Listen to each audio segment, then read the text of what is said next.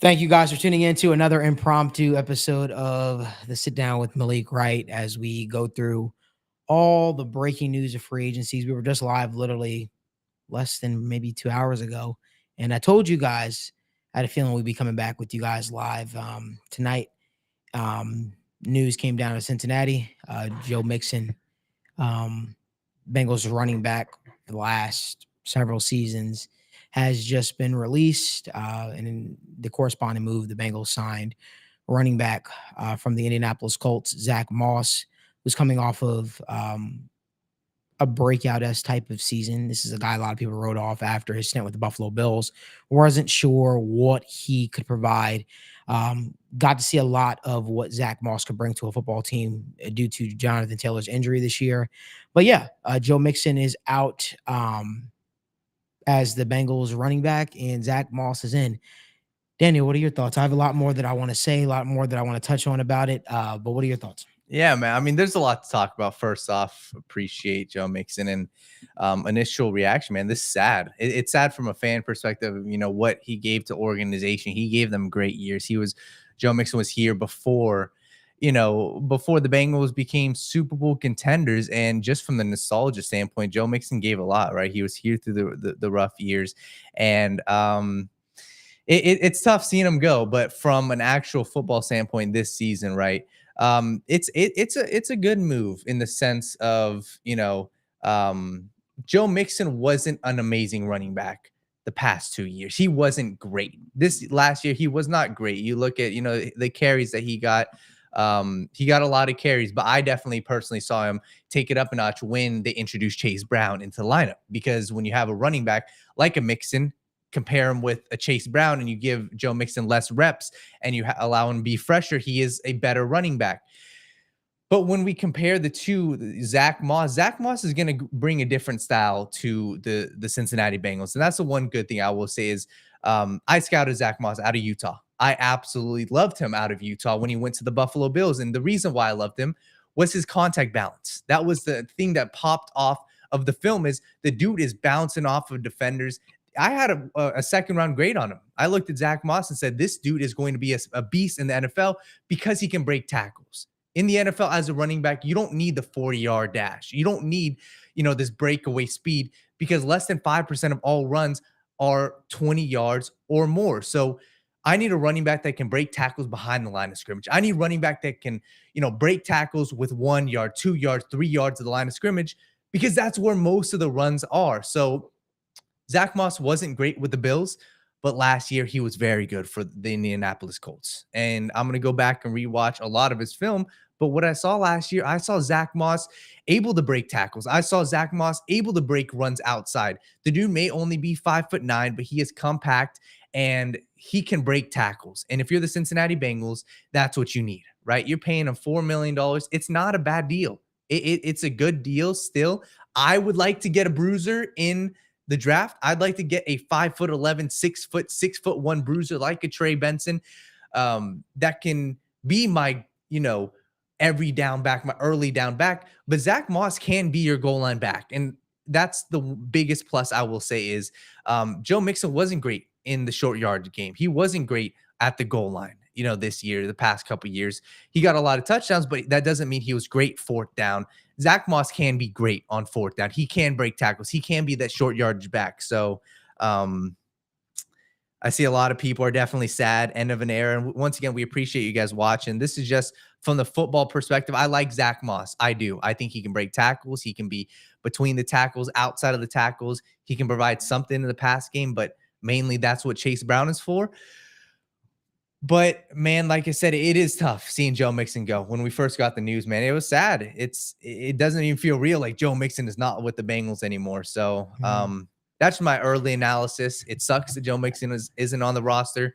But Zack Moss is a good running back, and I believe the short yardage is where the Bengals will see the biggest change. And the dude can break tackles. So Zack Moss is good. Yeah, I mean, Zack Moss showed a lot of promise this year. Understanding you need more juice at the running back position. So the move makes a lot of sense for those reasons. But before we jump into the X's and O's reason before, let me just take a minute to say thank you to Joe Mixon. Joe Joe Mixon was the reason why I got my start here in Cincinnati, um, covering the Bengals in media. I started off by covering his camp, his pro camp, and him and I formed a friendship that it wasn't like we were buddies and we hung out all the time or not like that, but it was always a respect. Um, it was always good when we saw him, you know what I mean? And he knew I always was going to treat him fairly. I remember even seeing him last year, man. I told him to keep his head up during the summer when we saw each other one on one. It was a personal conversation him and I had. Obviously, last year he dealt with a lot of hardship. But one thing I could tell you guys about Joe Mixon is he wanted to win for the city of Cincinnati. He wanted to change the narrative in Cincinnati. He wanted to be a part of the culture shift here in Cincinnati. And this is not the way he wanted things to obviously end. It's not the way he envisioned things ending. But, you know,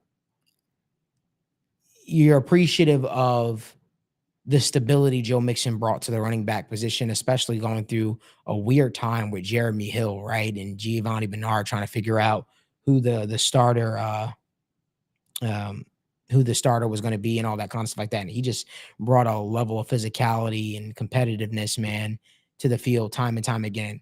He didn't always break out and have put up the gaudy numbers that we thought he was capable of all the time, but he played with passion. He cared about the city. He wore that very, very proudly. And you should have saw him at the camps, the pro camps, working with these kids, man. The guy really genuinely cared about giving back to the youth because he said Marshawn Lynch gave him so much.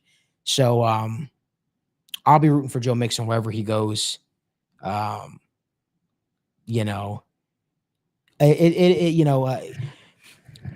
so it's tough because it's business at the end of the day, and you have to remove emotion from it when it comes to a business decision. But I'd be remiss if I didn't say thank you to Joe Mixon, because I genuinely believe if he didn't give me an opportunity to cover my first media event, um, I don't know if I would have met some of my connections that I have. I don't know if I'd be this newsbreaker for Who Dey Nation that I have become over the years. So just thank him for just the many talks we've had through the years, for what he's given to the city of Cincinnati. And yeah, man, I'm wishing him the best.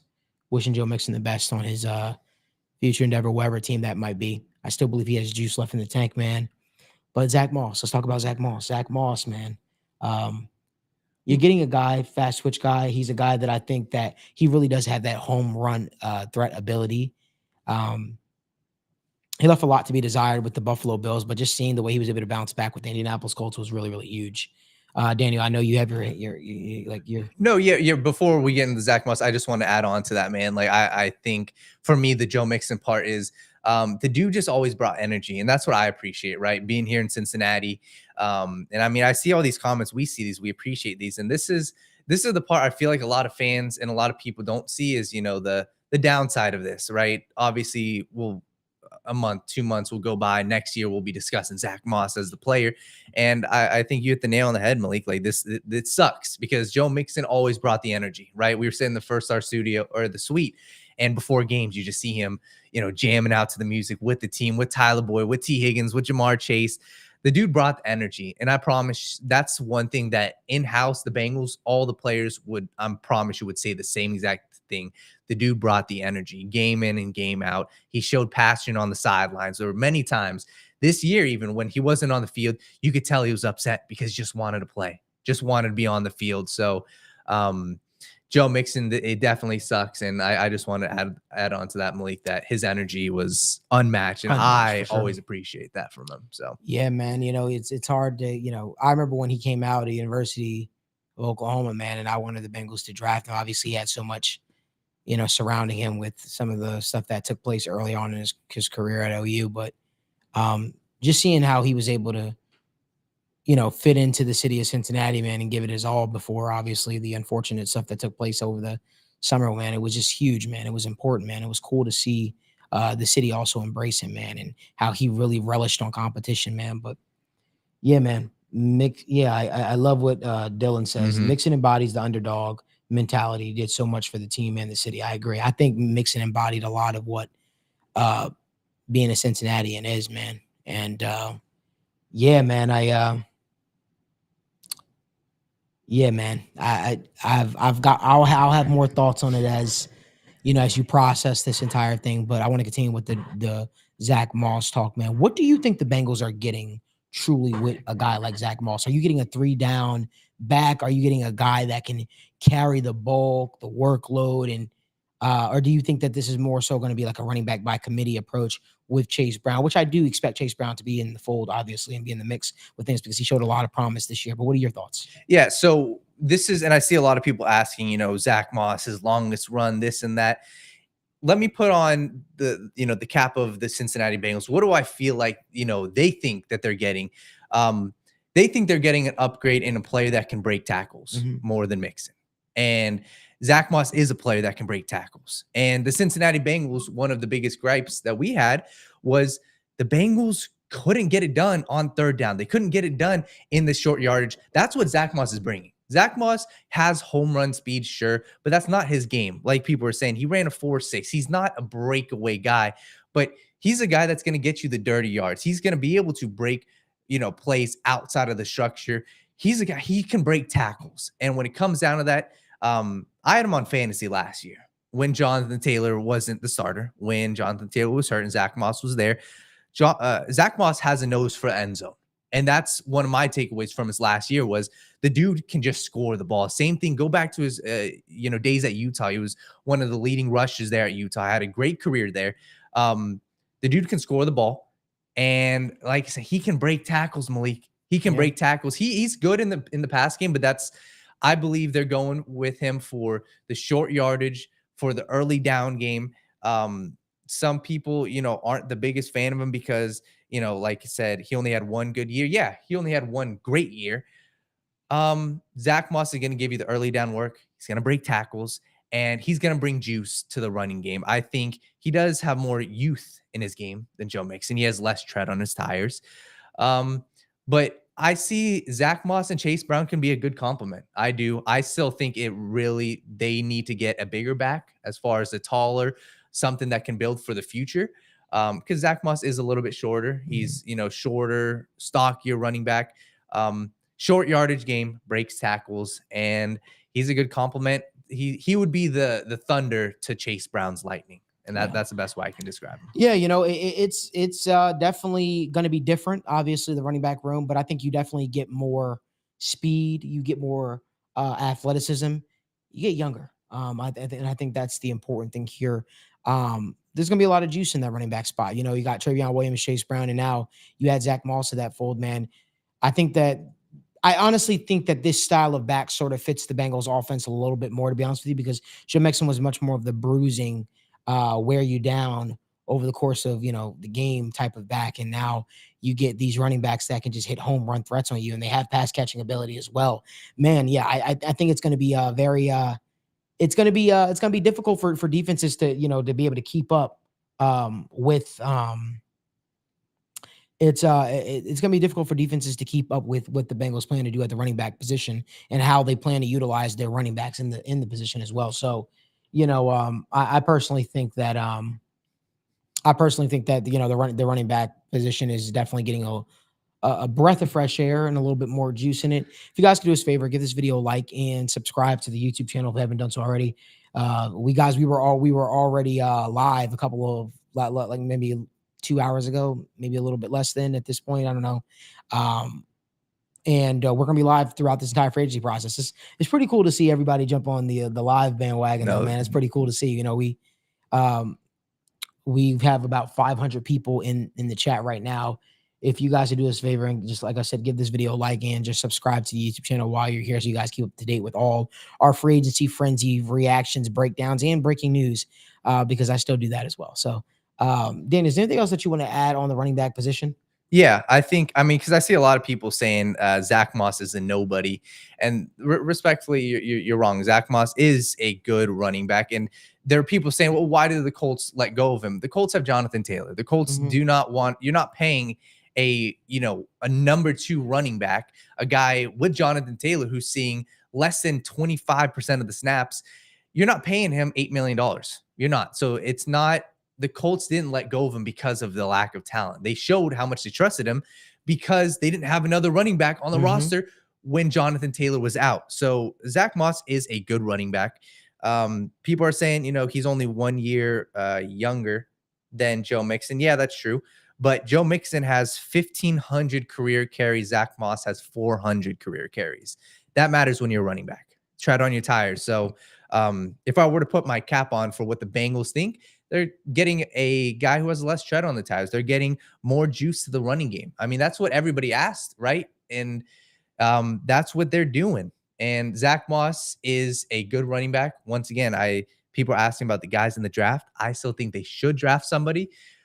But Zach Moss overall, man, is Zach Moss, in my opinion, is better than Clyde Edwards-Helaire. I think, and people are like, Clyde Edwards-Helaire would be the Chase Brown rule. Clyde Edwards-Helaire does not give you, he's not breaking tackles between the tackle. He's not getting you the short yard. Zach Moss can do that. So I think the one thing you're looking at with a guy like Chase Brown, with Clyde Edwards-Helaire, we kind of touched about it earlier on the live today, is his pass blocking ability. That has always been sort of like a strength of his. But outside of that, I don't really see too much upside in the run game, in the pass game. And obviously outside of the nostalgia of, yeah, he played with Joe Burrow, they won a national championship together, let's put the band back together. I don't really see too much more than that. But yeah, man, I think the Zach Moss the Zach Moss edition is a good addition. I think it's a very good addition. And this was obviously a calculated move as well from the Bengals end, because you realized you had to do something. You had to do something in order to get some of that money off the books. And I know people are asking, do you see that money going towards T. Higgins? I don't know. I don't think I don't think Joe Mixon's money coming off the books really affects T. Higgins' deal or not. I still think his agent is dug in on, hey, we want to get paid like a wide receiver one. In terms of DJ Reader, the Bengals are like, they're fighting to keep a guy like DJ Reader. And we might be back live again later on tonight as well, depending on what happens with the DJ Reader thing. Again, that's the cool thing about Free Agency Frenzy Week. You just never know what might break, what news might come out, and what we might need to be talking about. It might be at 4 a.m. Who knows? I don't know. But sorry in advance. Yeah.